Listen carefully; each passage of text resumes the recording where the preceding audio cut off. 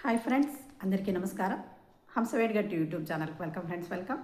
ఇంతవరకు ఎవరైనా నా ఛానల్ని సబ్స్క్రైబ్ చేసుకోకపోతే ప్లీజ్ సబ్స్క్రైబ్ చేయండి మాస్టర్స్. అలాగే మీకు చక్కగా ఇటువంటి కంటెంట్ నచ్చినట్లయితే మరి లైక్ చేయండి, షేర్ చేయండి ఫ్రెండ్స్. మనం ఈరోజు how we live is how we die. మనం ఎలా జీవిస్తున్నాము, ఎలా మరణిస్తాము. మరణం అంటే మనం దాన్ని ఒక అపశకునంగా, భయంగా, వాళ్ళు ఇంకా మనల్ని వదిలిపోతారు అనే భావనతో జీవిస్తూ ఉంటాం కదా ఫ్రెండ్స్. కానీ ఆ మరణాన్ని మనం అర్థం చేసుకుంటే మరి జీవితంలోని ప్రతి క్షణాన్ని చక్కగా జీవించవచ్చు, మరణ భయాన్ని కూడా పోగొట్టుకోవచ్చు ఫ్రెండ్స్. జీవితంలో ప్రతి ముగింపును మనం ఎలా స్వీకరిస్తామో అదే మన చివరి ముగింపుకు ఎదుర్కోవడానికి సిద్ధం చేస్తుంది. అంతే కదా ఫ్రెండ్స్. అంటే ప్రతి ముగింపుని మనం భయపడ్డామనుకోండి, మన జీవితం నెక్స్ట్లో కూడా అలాంటి భయంతో క్రియేట్ అవుతుంది. అది మనకు తెలిసిందే కదా ఫ్రెండ్స్. ఎందుకంటే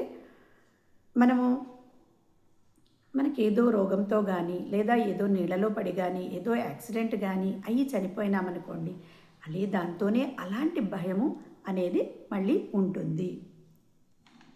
అందుకని మనము స్పష్టతతో జీవించినప్పుడు, ఎప్పుడైతే మన అంటే స్పష్టతతో జీవిస్తామో అప్పుడు మరణం అనే దాన్ని మనం అంగీకరిస్తాం. అంతే కదా. అంటే మనకు ఒక స్పష్టత జీవితంలో ప్రతిదాని పట్ల ఉంటే అప్పుడు మనకు చక్కగా ఆ మరణం అనేదాన్ని, ఆ వాస్తవాన్ని కూడా మనము తెలుసుకుంటాము, అంగీకరిస్తాం ఫ్రెండ్స్.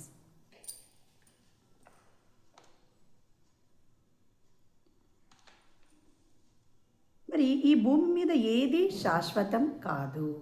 ఇక్కడ ప్రతి విషయము నిరంతరం మారుతూ ఉంటుంది. అంతే కదా ఫ్రెండ్స్, ప్రతి విషయము మారుతుంటుంది.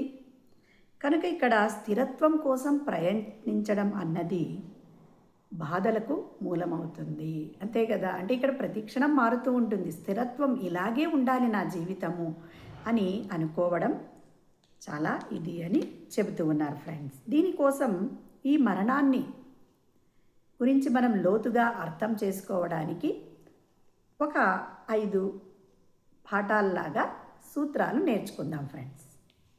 ఫస్ట్ది ఏమిటంటే, ఒక్క క్షణంలోనే పుట్టుక మరణం రెండూ ఉంటాయి. అంటే మనం నిరంతరం పుడుతూనే ఉంటాము, మరణిస్తూనే ఉంటాము. ఎలా అంటే ఒక్క క్షణం మన శరీరాన్ని వదిలి వెళ్ళిన శ్వాస మరణిస్తుంది. అంతే కదా.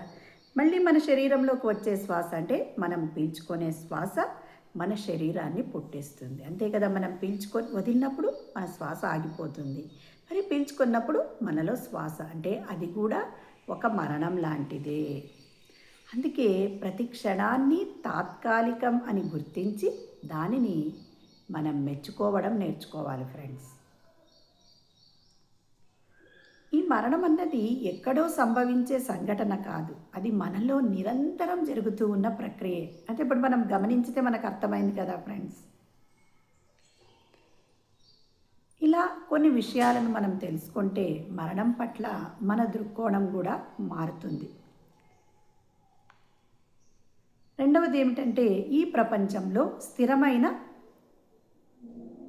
విషయం మార్పు ఒక్కటే. అంటే మన దగ్గర ఉన్నవి 2 మార్గాలు. ఏదైనా కానీ అంతే కదా. గట్టిగా పట్టుకోవడం లేదా వదిలిపెట్టడం, లెట్ గో. ప్రతిదాన్ని లెట్ గో. అంటే మనం ఫలితాలను నియంత్రించినామనుకునే ప్రయత్నం, అంటే ఇది ఈ విధంగానే ఉండాలి అని మనం నియంత్రించే ప్రయత్నంలో,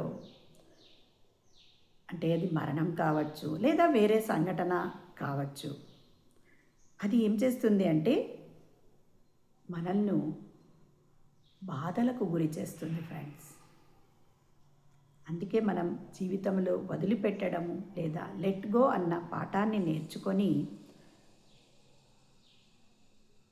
నేర్చుకోగలిగితే జీవితంలో మనము జీవశక్తిని కనుగొనగలుగుతాము. మరి మూడవది ఏమిటంటే, బార్డో మా ఇది మరణానికి మాత్రమే సంభవించినది కాదు ఫ్రెండ్స్. టిబెట్ భాషలో బార్డో అంటే అంటే ఒకటి అంటే ఇప్పుడు మరణించినామనుకోండి, మళ్ళీ పుట్టే వరకు ఉన్న విరామ సమయాన్ని టిబెట్ భాషలో బార్డో అని అంటారనమాట. అంటే మామూలుగా పునర్జన్మల మధ్య కాలము, మధ్య సమయము అని మనం అర్థం చేసుకోవచ్చు. మనం ప్రతిరోజు నిద్రపోతూ ఉన్నాము, మేల్కొంటూ ఉన్నాము. అది కూడా ఒక మరణం లాంటిది. ఎందుకంటే నిద్రను ఏమంటారు? చిన్నపాటి చిన్న సైజు మరణం లాంటిది అంటారు కదా ఫ్రెండ్స్. మరి అలాగే మరి ఆలోచనలు, మనకు ఒక ఆలోచనకు ఇంకొక ఆలోచనలకు మధ్య విరామ సమయాన్ని కూడా మరణంతో పోల్చవచ్చు. ఎందుకంటే అక్కడ కూడా సమయం అనేది ఉంటుంది. అందుకని ఇలాంటి చిన్న చిన్న బార్డోలను మనం గుర్తించి వాటితో జాగ్రత్తగా వాటి గురించి నేర్చుకున్నప్పుడు మనకు పెద్ద పెద్ద బార్డోలను భయంతో కాకుండా ధైర్యంగా వాటిని మనం ఎదుర్కోగలుగుతామన్నమాట. 4వది వచ్చేసి జీవితంలో లెట్ గో సాధన మరణాన్ని కూడా నిర్ణయిస్తుంది. మనకు ఎన్నో ప్రణాళికలు ఉంటాయి జీవితంలో. అనుకోని కారణాల వల్ల లేకుంటే ఇతరులతో సంబంధ బాంధవ్యాలు ముగిసినప్పుడు ఇలా ఎందుకు జరిగింది అని మనము పదే పదే బాధపడకుండా వాటిని సౌమ్యంగా వదిలిపెట్టడం అనే దానిని సాధన చేయాలి.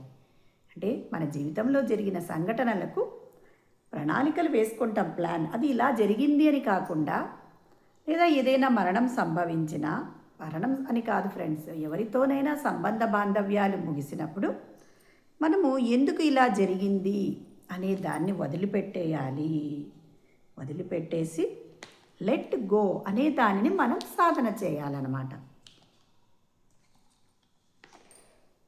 అప్పుడు మనకు జీవితంలో పెద్ద పెద్ద సవాళ్ళు, పెద్ద పెద్ద ప్రాబ్లమ్స్ని ఎదుర్కోగలిగే స్థైర్యం అనేది మనకు వస్తుంది ఫ్రెండ్స్. 5వది మరణం అన్నది మనకు జీవించడం ఎలాగో నేర్పించే అత్యుత్తమ గురువు. చూడండి ఫ్రెండ్స్, మరణము జీవితంలో మనకు ఎలా జీవించాలి అనేది నేర్పిస్తుంది. సమయం పరిమితం, అంతే కదా. కాలం ఎప్పుడైపోతుందో తెలియదు, మనం ఏ క్షణాన్న చనిపోతామో మనకి తెలియదు కదా. దానిని అంగీకరించినప్పుడు మన జీవితంలో చిన్న చిన్న తేలికపాటి విషయాల పట్ల మనము మన ఎనర్జీని వేస్ట్ చేయకుండా ముఖ్యమైన వాటి పట్ల మనము దృష్టిని ఉంచుతామన్నమాట. మన సమయాన్ని, మన సంబంధాలను సరి అయిన విధంగా ఉపయోగించేటట్లు చేసి జీవితాన్ని అర్థవంతంగా జీవించడం నేర్పిస్తుంది. మరణం అన్నది జీవితానికి శత్రువు కాదు, అది జీవితానికి గురువు లాంటిది అనేది మనం నేర్చుకోవాలి ఫ్రెండ్స్. అందుకనే జీవితంలో కష్ట నష్టాలు, అనారోగ్యాలు, మరి పెద్ద మార్పులు ఎదుర్కొంటున్న వాళ్లకు, సంపూర్ణంగా జీవించాలి అనుకునే వాళ్లకు ఈ సూత్రాలు ఉపయోగం పడతాయి. మరణం వల్ల మనకు భయం అనేది తొలగిపోతుంది. మరి అంటే మరణం పట్ల ఒక అవగాహన అనేది ఏర్పడుతుంది అనే విషయం మనకు చక్కగా తెలిసింది కదా ఫ్రెండ్స్. మరి అలాగే మరి ధ్యానం చేయడం ఎలా? మరి సుఖస్థిరాసనంలో కూర్చోండి ఫ్రెండ్స్. కింద కూర్చునే వాళ్ళైతే, పైన కూర్చునే వాళ్ళైతే కాళ్ళు 2 క్రాస్ చేసుకోండి, వేళ్ళలో వేళ్ళు పెట్టుకోండి, కళ్ళు 2 సుతారంగా మూసుకోండి. మరి అద్దాలుంటే పక్కన పెట్టండి. మన సహజమైన న్యాచురల్ బ్రీత్ని గమనించండి ఫ్రెండ్స్. అలా గమనిస్తూ ఉంటే మనము ఆలోచన రహిత స్థితికి చేరుకుంటాం ఫ్రెండ్స్. అదే ఆత్మస్థితి, ధ్యాన స్థితి ఫ్రెండ్స్. మరి మన వయసు ఎంత ఉంటుందో మనము ఖచ్చితంగా అన్ని నిమిషాలు ప్రతిరోజు ధ్యానం చేయాలి ఫ్రెండ్స్. మరి ధ్యాన ప్రచారం కూడా చేయాలి. Thank you.